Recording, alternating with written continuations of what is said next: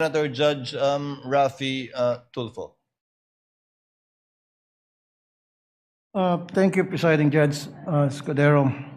Short inquiry lang po for the defense, particularly kay Attorney Mark Biduan. Attorney Binuan. During the last hearing, when you delivered a manifestation in reply to the prosecution's statement regarding the fourth article of impeachment, you said, and I quote, "The truth of the matter is this: she and her family were threatened, and while her response was unconventional, it was justified. What triggered her response was a question about Operation Romanov, which is the plot to eliminate VP Sara and her family."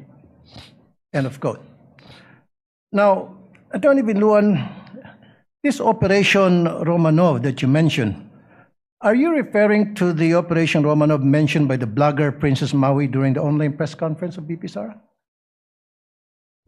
Yes, Your Honor. Okay. So the question was raised during the press con by this Princess Maui, but I did not see her name sa list of defense witnesses in the pre-trial order. So will you be presenting her as your witness?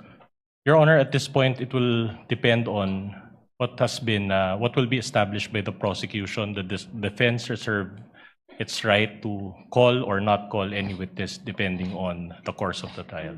Oh, I see. Okay.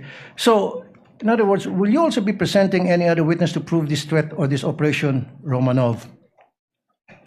Yes, Your Honor, that will be part of our evidence in chief. May this court know now kung sino-sino itong mga witnesses na inyo i-present? Of course, Your Honor. We are not at liberty to disclose that at this time. Again, it will depend on the course of the trial. Your Honors, Presiding Judge, the first time I've heard about this Romanov is during the Maisog Leaders Forum in Davao City. That was on January 28, 2024. Correct me if I'm wrong. It was mentioned by Mayor Baste Duterte.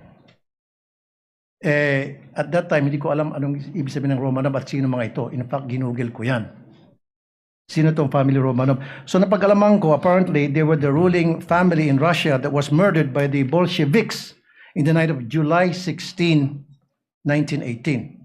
Malapit-lapit na sa anniversary, 108th anniversary. Kasi ano ba tayo ngayon, July 13. Anyway, may relasyon ba ito sa binanggit ni Baste sa sinabi ni Princess Maui at yung binanggit mo? Magkakarelasyon ba yung tatlo? Your Honor, I have no personal knowledge of what Mayor Baste said, so I cannot comment on that, Your Honor. So hindi mo napanood yun? Hindi... No, Your Honor. Okay. And last question. What did you mean when you said that BP Sara's response was unconventional? Your Honor, it was a description, Your Honor, of the statements that she made during that press con. Kaya nga, why do you consider it, why is it unconventional? Your Honor, the basic meaning of the word is, it will explain itself, Your Honor. Okay, that's all.